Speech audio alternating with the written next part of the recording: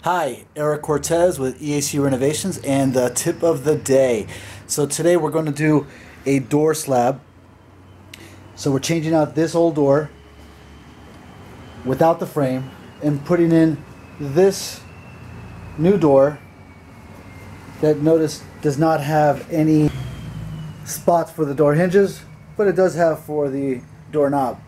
So what we're going to do is install. So there are many different ways to make the cutouts for the door hinges.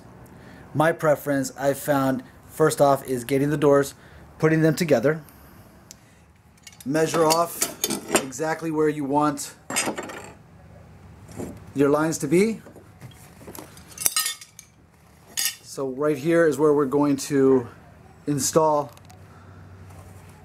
the door hinges, which looks like this. But we need this space, just like right there. So don't compromise. There is some help that they sell you at Home Depot or Lowe's. I made my own. It's a guide. I've got different sizes. This one is for a 3.5 inch hinge. I've got for a 4 inch and I've got for a 3 inch. But pretty much you put it right next to it. You line it up with the two lines, screw down the two screws, and it stays in place.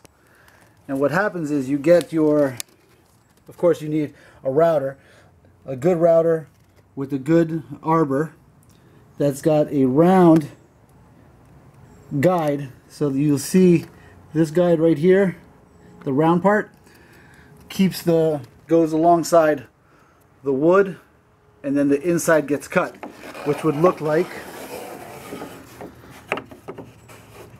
this. So pretty much set it in place, put the guide on there, get the router, and I can just cut it right down to the size I want, so that when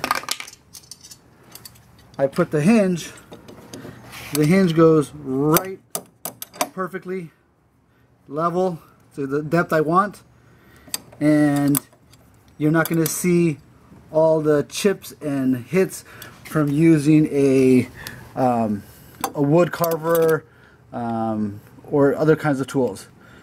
So I'm going to see if I can give you a quick glimpse of what it looks like to actually make the cutout. So here it is.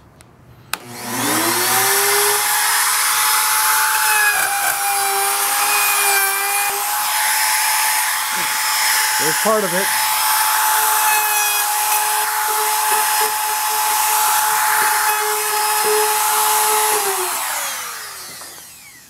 Let's see the finished product.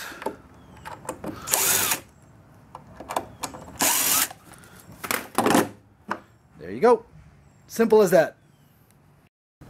And here you have the final door hinges in place, cut